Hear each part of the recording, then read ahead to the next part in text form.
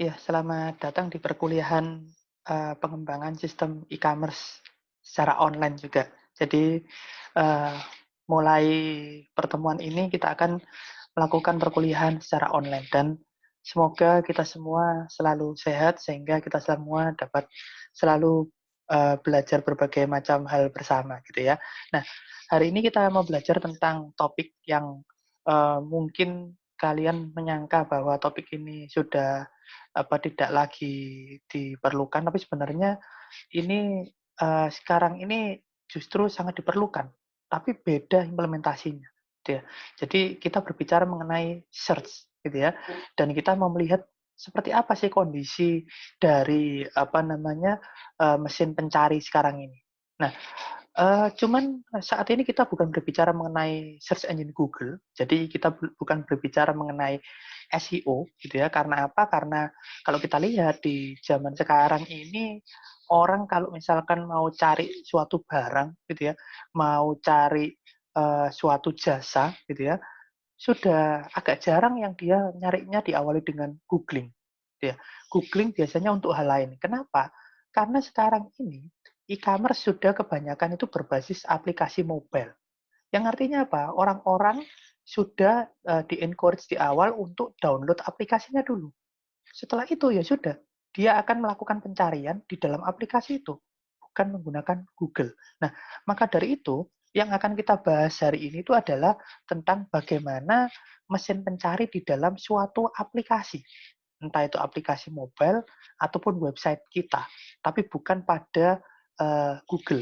Jadi kita bukan mau belajar teknik untuk menaikkan peringkat di Google, bukan, karena memang kalau itu sudah tidak lagi kita butuhkan sebenarnya gitu ya. Ya mungkin bukan tidak dibutuhkan sama sekali, tapi bukan yang utama setidaknya, gitu ya. Nah, pertama kita, lihat bahwa sebenarnya banyak sekali aplikasi e-commerce di dunia ini, tapi tidak semuanya punya mesin pencari yang cukup bagus di dalamnya, gitu ya.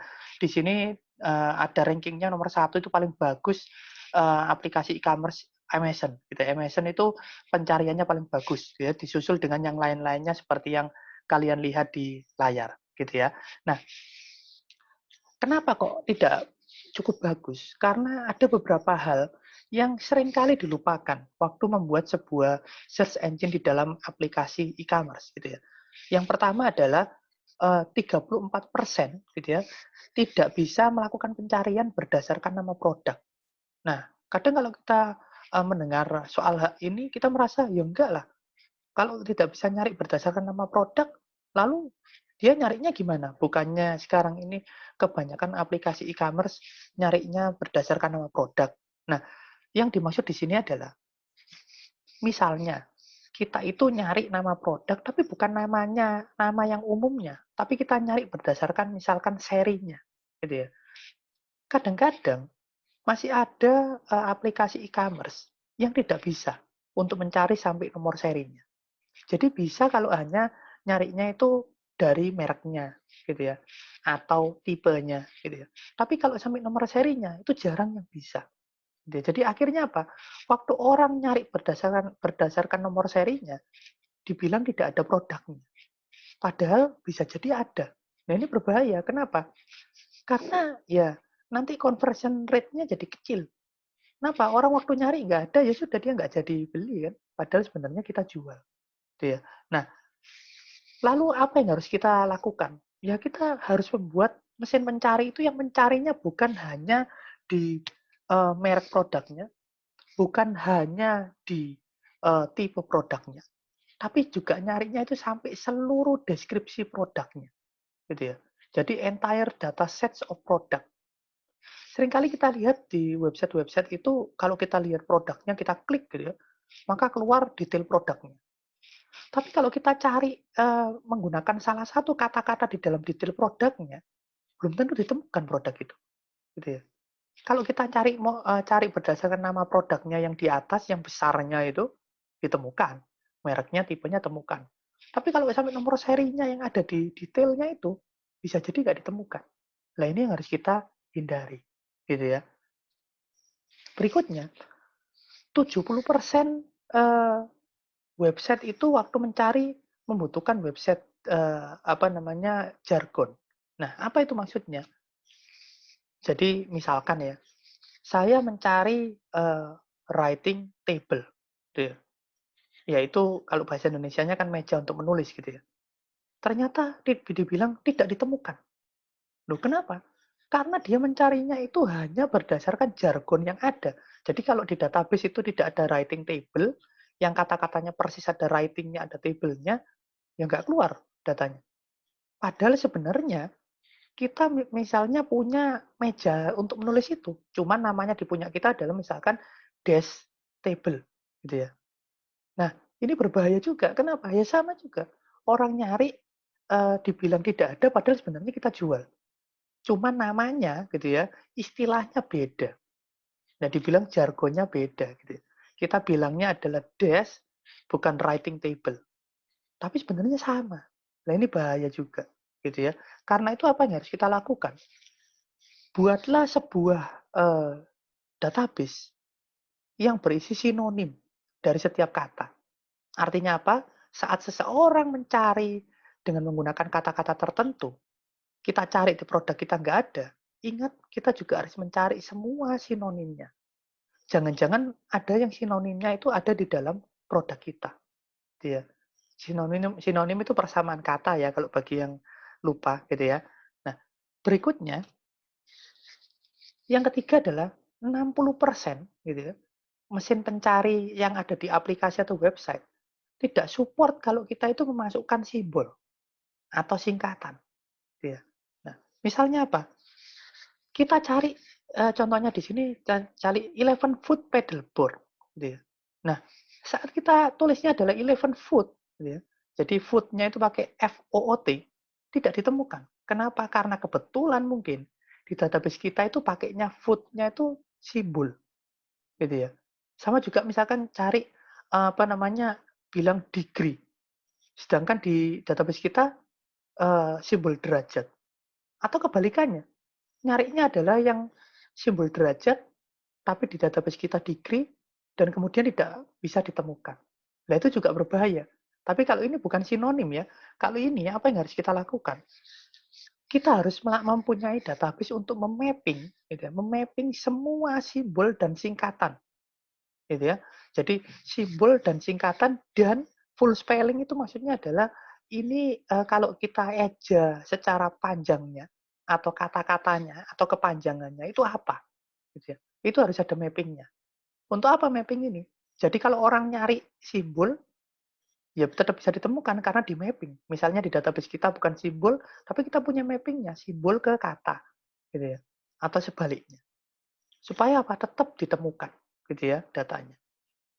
Berikutnya, yang keempat adalah, biasanya di dalam sebuah website, kita pengen website kita itu, canggih, gitu ya. Aplikasi juga gitu, aplikasi mobile, pengennya canggih.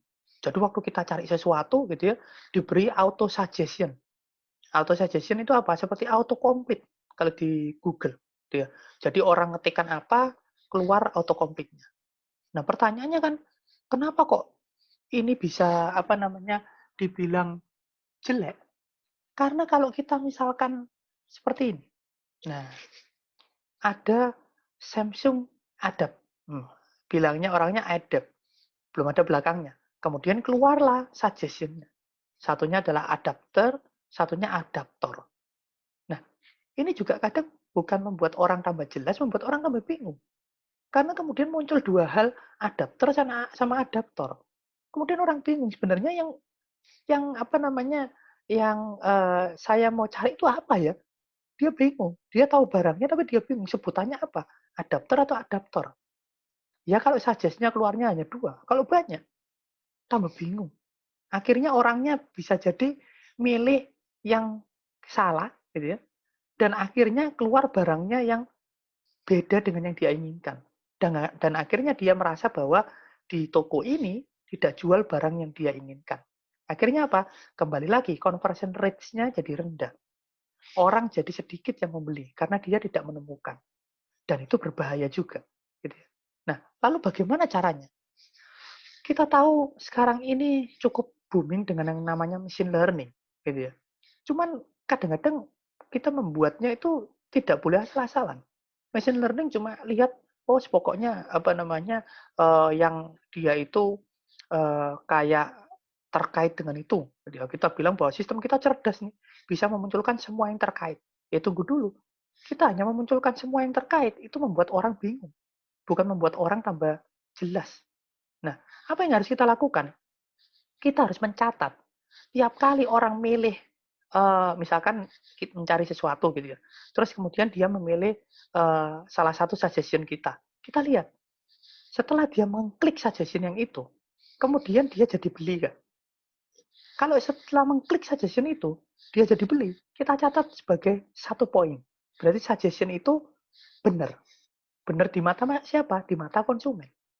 Tapi kalau suggestion itu tiap kali diklik sama si customer, kemudian customer malah nggak jadi beli, gitu ya. Jadi kita tracking ya, mulai diklik kita catat bahwa dia ngeklik suggestion yang mana, kemudian kita tracking customer itu yang ngeklik suggestion itu akhirnya beli nggak pada saat itu. Jika akhirnya tidak beli, maka kita harus memberikan nilai minus pada suggestion itu. Apa artinya? Berarti suggestion itu kurang berhasil. Nah, nanti skor dari setiap suggestion kita pakai di machine learning kita untuk membuat peringkat dari suggestion kita. Artinya apa? Kalau misalkan success rate dari sebuah suggestion atau conversion rate dari sebuah suggestion tinggi, maka harusnya dia muncul paling atas. Dan kebalikannya, kalau suggestion itu apa namanya skornya paling rendah, success rate-nya paling rendah, mungkin tidak usah ditampilkan. Kenapa ya? Supaya mempersempit pilihan orang, supaya orang nggak bingung, gitu ya. Jadi hati-hati. Suggestion bagus, gitu ya, tapi harus digunakan dengan benar. Ya. Selanjutnya, yang kelima adalah hanya 34% gitu ya. Prefill the user query on the result page. Apa artinya? Kita lihat di sini. Saat seseorang mencari sesuatu, misalkan di website ini ya, dia mencari laptop charger. Oke, di enter, search gitu ya. Keluar laptop charger. Tapi ada satu hal yang bermasalah di sini, yaitu pada kotak search engine-nya, ketikan atau kata-kata yang dia ketikkan tadi, yang dia ketikkan untuk mencari tadi, hilang. Laptop chargernya nggak ada di situ, kosong. Nah, ini sebenarnya cukup membuat orang bingung dan lagi membuat orang agak apa namanya malas karena nanti kemudian kalau dia misalkan oh bukan ini ternyata maka dia harus ketik lagi dari awal laptop charger terus kemudian mungkin dia tambahi misalkan Asus laptop charger. Wah, ngetik lagi dari awal tapi gitu ya. Kalau misalnya laptop chargernya tetap ada di apa namanya kotak search engine-nya, maka kan enak, dia hanya nambahkan saja, gitu ya. Jadi ini sebenarnya sesuatu yang simple. Kenapa? Karena solusi ya gampang. Biarkanlah kata-kata yang dicari oleh user itu tetap ada di kotak pencarian user. Jangan dihilangkan, gitu ya. Biarkan. Supaya apa? Supaya setelah user melihat hasil pencariannya, dia masih bisa melihat tadi itu dia ngetik apa di kotak pencariannya. Gitu ya. Nah, berikutnya yang keenam adalah hanya 40% yang mempunyai faceted search. Apa itu faceted search? Nah, kita lihat saat kita mencari sesuatu, misalkan kita cari di sebuah toko, kita cari sofa, maka keluarlah semua produk yang terkait dengan sofa. Oke, keluar semua. Tapi permasalahannya adalah bagaimana kalau misalnya saya itu pengen, oh ya dari sofa yang tampil ini ada 3.000 sofa. Wah, banyak ini. Saya pengen sofa bed. Nah, apakah saya harus ngetik lagi, di search lagi, sofa bed, mengulang lagi dari awal? Harusnya kita membuat pencarian itu yang dapat bertingkat. Jadi setelah kita cari sofa, keluar halaman hasil pencarian gitu ya, sofa, harusnya ada tempat kita melakukan filtering lagi atau pencarian lagi yang kita nyarinya itu dari hasil pencarian sebelumnya. Jadi saat keluar hasil pencarian sofa, kita bisa cari lagi misalkan sofa bed, tapi kita tidak cari dari semua data lagi. Tapi kita hanya cari dari data hasil yang pertama. Jadi ini namanya pencarian bertingkat, gitu ya. Nah, nanti dari sofa bed, misalkan kita mau cari lagi, oh saya sofa bed keluar, saya mau nyari yang warna merah saja. Nah, maka harusnya ada filter lagi. Saya bisa centang misalkan warna merah, maka keluar hanya sofa bed yang warna merah, gitu ya. Nah, itu namanya pencarian bertingkat. Kalau biasanya kalau kalian pernah membaca-baca jurnal, biasanya di dalam apa namanya repositori jurnal itu sudah pencarian bertingkat. Jadi kalau saya misalkan cari e-commerce gitu, keluar jurnal semua yang terkait dengan e-commerce. Kemudian saya bisa cari lagi. Nanti ada tulisan di apa kotak pencariannya ada tulisan gini, search in e-commerce. Nah, jadi saya mencari di dalam e-commerce itu. Misalkan kemudian saya cari machine learning. Maka dia akan mencari machine learning, bukan machine learning di semua artikel, tapi dia mencari machine learning di dalam hasil pencarian e-commerce tadi. Ya, itu namanya pencarian bertingkat. Nah, apa yang harus kita lakukan berarti? Ya, kita buatlah pencarian bertingkat itu. Gitu. Filter yang dapat memfilter hasil pencarian itu. Gitu ya. Berikutnya, nah, yang ketujuh, 92% gitu ya, hanya memiliki one breadcrumb type or no breadcrumbs at all. Gitu ya. Apa maksudnya breadcrumbs ini? Kalau di dalam website atau di dalam aplikasi e-commerce, breadcrumb ini adalah seperti jejaknya. Kita tadi itu sudah dari mana saja, misalkan gitu. Gitu ya. Dan ternyata banyak yang tidak mempunyai ini. Karena dipikir ini fitur sepele. Padahal ini fitur penting. Kenapa? Dengan adanya jejak ini, kita bisa tahu kita itu tadi masuk mana saja sampai di sini. Kita tadi sebelum ini di mana, gitu ya. Kalau mau nyari apa namanya yang habis dari spesifiknya suatu produk, saya ingin cari umumnya tadi apa produk ini tadi pilihannya apa saja. Nah itu bisa, gitu ya. Nah ini contohnya. Nah ini ya, tidak ada breadcrumb-nya sama sekali. Ya, jadi kita nggak tahu sebenarnya saya tadi masuk halaman ini tuh awalnya dari mana, nggak tahu. Nah ini bahaya juga. Ya. Kemudian ini, ya ini apa namanya ada breadcrumb-nya tapi hanya itu back to result gitu ya. Jadi kita tahu bahwa apa namanya ini itu tadinya kita melakukan pencarian gitu ya. Tapi kita tidak tahu ini itu eh, dia di mana letaknya, lokasinya produk ini. Jadi kalau misalnya saya itu tidak mau modelnya nyari lagi, saya pengen langsung apa namanya tahu baju ini ada di menu apa, gitu ya. Itu kita nggak tahu karena hanya ada pilihan back to result. Ya. Yang berikutnya, nah kalau yang ini ada back to result, ada you are in men, coats, and jackets. Artinya apa? Kita memang tadi habis melakukan pencarian, gitu ya. Makanya ada back to result.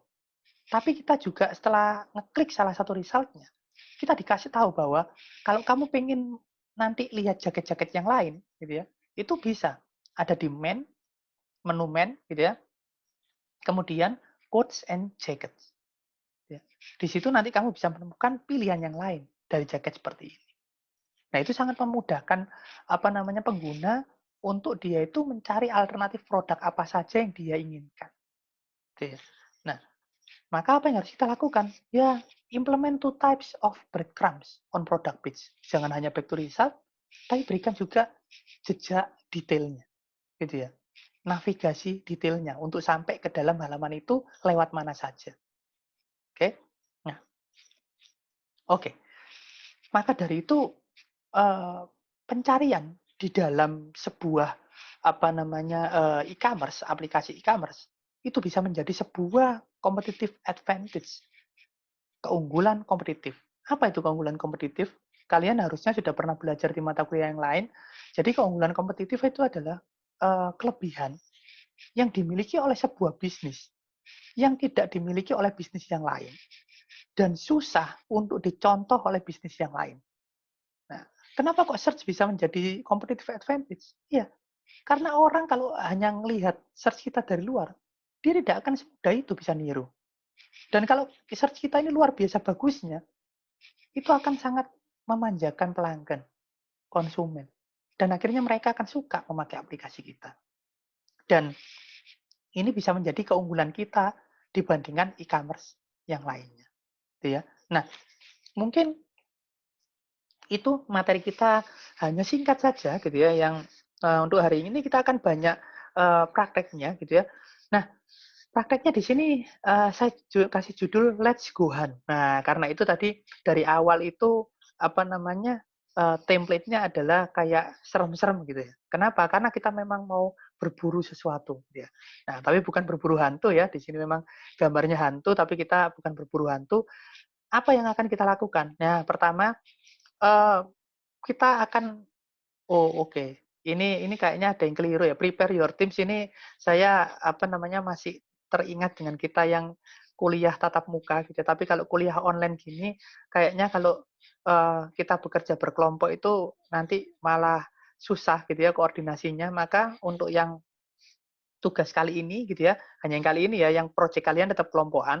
Untuk tugas yang kali ini karena dikerjakan saat ini juga di pertemuan kuliah kita ini kerjakan secara individu gitu ya. Nah, apa yang kita lakukan? Kita akan menganalisis gitu ya kemampuan pencarian dari berbagai macam aplikasi e-commerce. Nah, aplikasi e-commerce-nya akan saya berikan gitu ya. Jadi apa saja aplikasi e-commerce-nya? Nah ini.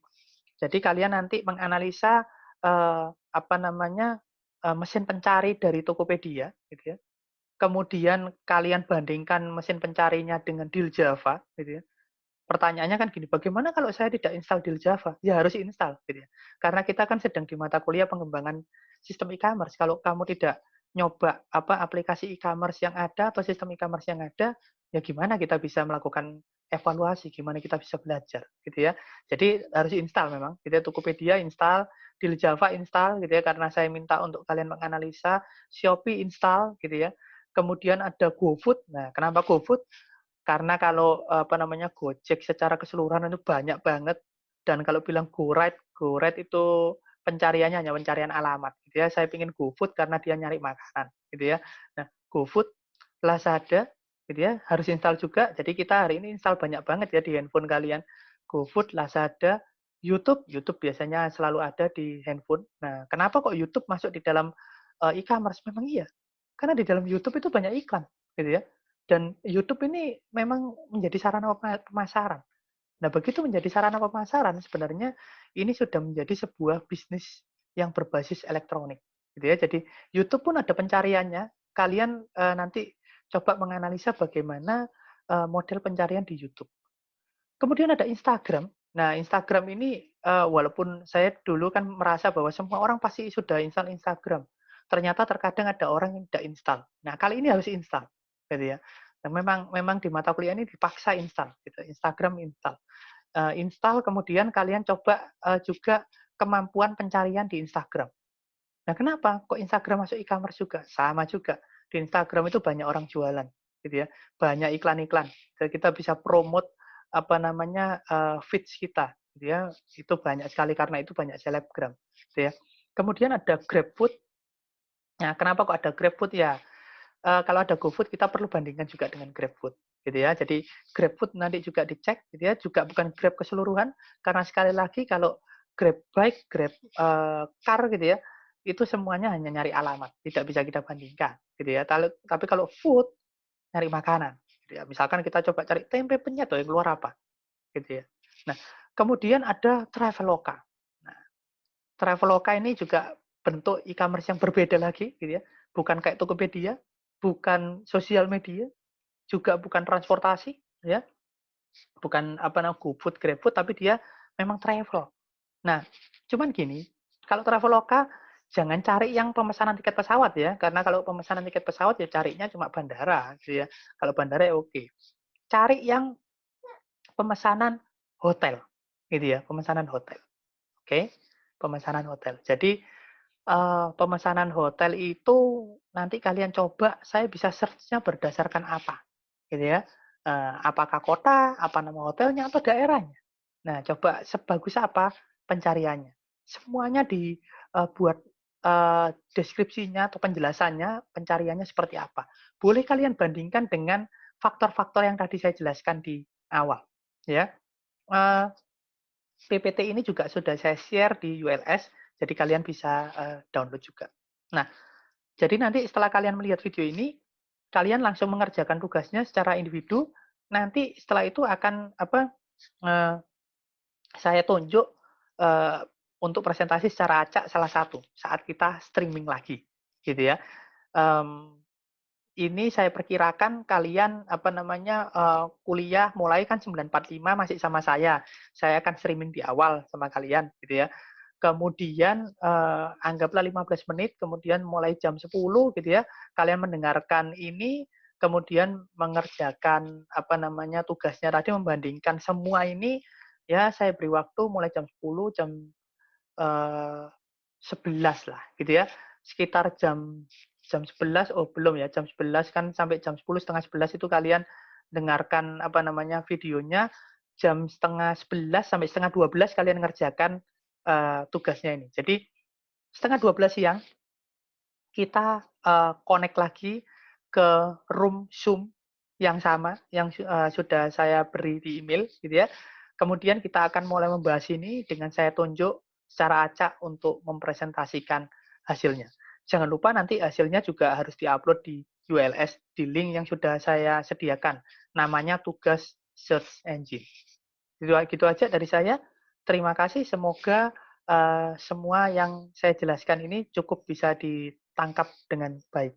Terima kasih, sampai ketemu di lain kesempatan.